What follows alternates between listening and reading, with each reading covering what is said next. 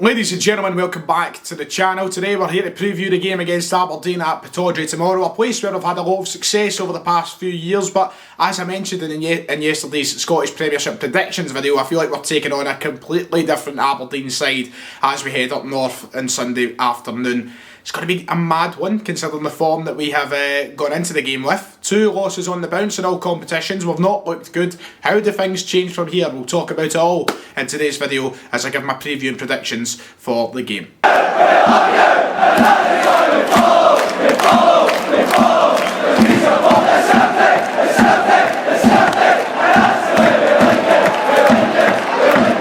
Right then, Celtic versus Aberdeen, or should I say Aberdeen versus Celtic at Pittodrie. We've had some great times up there, but today we're here to be a little more serious and a little more pessimistic than normal. Look, I'm still full of confidence for Celtic's season. I'm still confident we could charge on and go for 10 in a row, but in saying that, there has to be changes made on that road there. It's not going to be as cutthroat, it's not going to be as simple as what we once thought. At the start of the season, you know, last year when we came off the back of winning 9 in a row, you'd think to ourselves, oh, it'll be a piece of cake. But Rangers have improved. We have, I don't even know the word to use about us. I wouldn't go as far as capitulation. Let's not over-exaggerate it too much. But certainly we haven't set the world alight so far this season. And the last 2 games have opened up a realm of problems for Celtic. Defensively and moving forward, we're lacking an identity moving on the park. You know, we've not got any real attacking prowess. We just look like we're trying to get there and do our best without actually having a style or a certain way of playing that can really scare an opponent. And that's been evident over the last 2 games, Rangers and AC Milan during the week.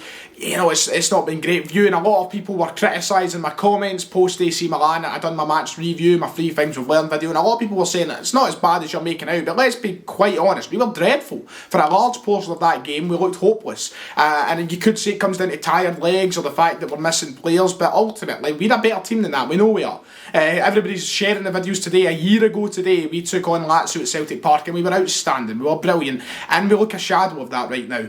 And it's sad viewing, but we've really got to pick ourselves up. Now, I'm sure we can. I don't want to be on that negative energy bus where we're just talking about Lennon being out all the time and who's got to be dropped and all the rest of it. Look, it's evident what has to change at the club. There has to be a complete change in system there, and that is, you know, the thing we're going to come on to in a moment. But the last 2 games, we need to identify these issues. Defensively, the likes of Shane Duffy have been beyond useless. They've been terrible. Shane Duffy's looked so out of place. Aberdeen have got players to threaten us now. I feel like technically they're a far better team than the teams of the past. You know, hammer throwing Aberdeen has been the style that we've seen against us over the past few years now. They've got technically good players all over the park and they're having a cracking season too. So it's not going to be easy, but we need to sort ourselves out. So let's move on to the main topic of what Celtic have to do tomorrow heading to Pittodrie. 4-2-3-1, let's cut to the chase. The 3-5-2 has to be scrapped. It's done. We don't have the players to make that system work at the moment. I would love us to go back to it one day, and I'd love us to be as free-flowing and as attacking and as fluid with it as we were post-Christmas last season. But right now, we're not showing any indication that it's going to happen. And down to that, we need to go back to a 4-2-3-1. I love having 2 strikers up front. And it's so weird, it's so complicated, knowing that the fact we started the season with a 4-2-3-1, right? We started the season with that. It wasn't looking great. We were playing Christie up front at times. We were all begging for the 3-5-2. Like, the 4-2-3-1's in the past. We need 2 strikers. Let's move on with that. That's what we have to do. And then we do it. We do the 3-5-2, and now we've all flipped. Every one of us have flipped in reverse, saying, oh, we need to go back to the 4-2-3-1. Neil Lennon can't win right now. And I don't know what it's coming down to. On the pitch, we've just not looked ourselves. But it's crazy that we've now went back and forth between these 2 tactics. And it is quite worrying when you get to this stage of the season and we've not really got a set formation or a set style to play with. Ultimately, I think it comes down to how we're moving forward with the ball. 4-2-3-1 I think is going to allow us to do a lot more, as we've seen what we've done in the second half against AC Milan. Now, a lot of people will argue, and I'm actually on the side as well, that maybe the 3-5-2 is suited for Scotland. We didn't see it against Rangers, but against teams around the country, 3-5-2 is suited. It allows us to go forward and have more options up front, especially with 2 strikers, to get goals against teams who may part the bus. But in Europe especially, it's not going to work. So the 4-2-3-1 I think has to now gradually make its return. There's even a shout for a system similar to a 4-4-2 coming in, because you're allowing yourselves to have 2 strikers, but you're sticking with 4 at the back. Duffy can't work in a back 3. He's not going to work in the middle of a back three any longer. It was ambitious at the start, I think, to have him in the middle of a back three, but it's certainly not going to work now that we've seen it in action. He's too slow to do it, man. In the middle there, he's reliant to be that guy that's always going to be able to cover any area, left or right, because he's the best. But it's not working for him. He's not fast enough. We need the four. We need the four. We need the two sitting midfielders in front. We need cover for Duffy. Because of the three that play in front of him, especially when you've got Chan McGregor who like to be attacking, Brown is not going to be sufficient enough to cover Shane Duffy in that centre-back role when he's not got the legs to run after a player. So it is a complicated scenario, but I do think the 4-2-3-1 is now what we move forward with. Look, it's ultimately the formation we've been using for the majority of the last decade, and I think Edouard has already shown how good he can be playing as a one-man up front. So, of course, he is out for this game. There's a big talking point. Edouard will not be playing against Aberdeen, it seems, but when he does come back in, great. I would like us to get back to the 3-5-2 eventually, but we need the confidence, we need the goals, we need a kick up the backside first. The way we were in January after that break was a perfect time for us to switch to it. I think the fact that we've switched to it after starting the season with a 4-2-3-1 is ultimately what's held us back. So tomorrow, I think it's time to go 4-2-3-1, see how we cope. I would like to see Griffiths and Ayeti get more time in the park and get the chance to score goals and get their chance to kind of work together as well and build a partnership as well as Kamara. I'd like these three guys to get used to playing with each other, but right now I don't see how we can go back to the 3-5-2 after the last couple of games. On to the opposition then. Aberdeen, I've previously mentioned in the video that they are just a good side now, and I'm not saying they've not been a good side. Of course, they're a team who's been finishing consistently in the top three for the past 10 years pretty much. They're a side who know how to play good football when they can, but against Celtic they've not done that. We went up to Pittodrie and battered them, and you get the cries from Rangers fans that McInnes always lies down and Aberdeen always lie down. It's not the case. I think that we have just sussed out the way they play. Aberdeen have not approached the game correctly, but now I feel like they're technically a lot better and will actually try to play a decent form of football, which is worrying because when teams play a decent form of football, we've fell apart. We've struggled with people parking the bus and putting 10 men behind the ball, but ultimately we've won the games. But as soon as someone comes out and plays, i.e. Ferencvaros, i.e. Rangers, i.e. AC Milan, we kind of kick our briefs and we're like, we're just sitting back and watching as it all unfolds. We take our foot off the gas and we allow them to press onto us, and it's not good. It's not good for Celtic. So tomorrow I think Aberdeen will exploit every area that they've been so good in so far this season. And let's talk about Aberdeen for a minute. They started the season poorly. They lost, I think, in the opening day. Then they had the whole pubgate scenario with all the players out and about and they had to sit out the games and got suspension, blah blah blah. You know what happened. It's in the past now, but it happened. Came back, got the win, I think it was against St Johnstone when they came back from that break, that 14-day ban thing. And then McInnes rallied the players around the pitch, and from there, they have been outstanding. They have been unbelievably good. And the players are hitting all the right notes. They're all over the park. Lewis Ferguson, joint top scorer in the league. Ross McCrory, looking like a different player now that he's left Rangers. You've got players like Johnny Hayes and Niall McGinn who know how to get the job done whether they start the game or not. You've got Considine at the back who's been solid enough. You've got players all over there. And this is without Cosgrove as well, you've got to remember. And I think they look a better side without Cosgrove at the minute.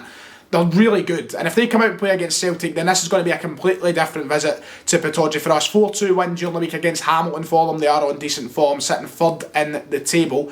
It's going to be very interesting. I'm looking forward to seeing how they set up against us and how they play. Will it be the Aberdeen of old, or will it be a completely new style? Celtic can deal with it. We know we're good enough, and this is our chance to bounce back. We need a massive response. Aberdeen is the right team to do it against. Ultimately, if we get a negative result from this game, a negative performance from this game, the fans aren't happy, it's just got to get even more toxic for Lennon, and it's not even that far away from realistic shouts of him getting papped at the club. And it's a shame after whatever he's accomplished last year. I am still firmly on Neil Lennon's side, and I have the fullest belief that he will turn it round. But if we don't get 3 points convincingly at Pittodrie tomorrow, after our performances up there of recent, it's going to be a real quick decline from the quick decline we've already had of the past few weeks. So Aberdeen, I'm sure, will go in with a lot of optimism and a lot of confidence that they can deal damage to us. They've done it all season. This Aberdeen team is scoring more goals, or playing attacking football, for no reason whatsoever. You can't take anything away from them. They're a team that have a genuine chance of pushing on and being the best of the rest this season outside Celtic and Rangers.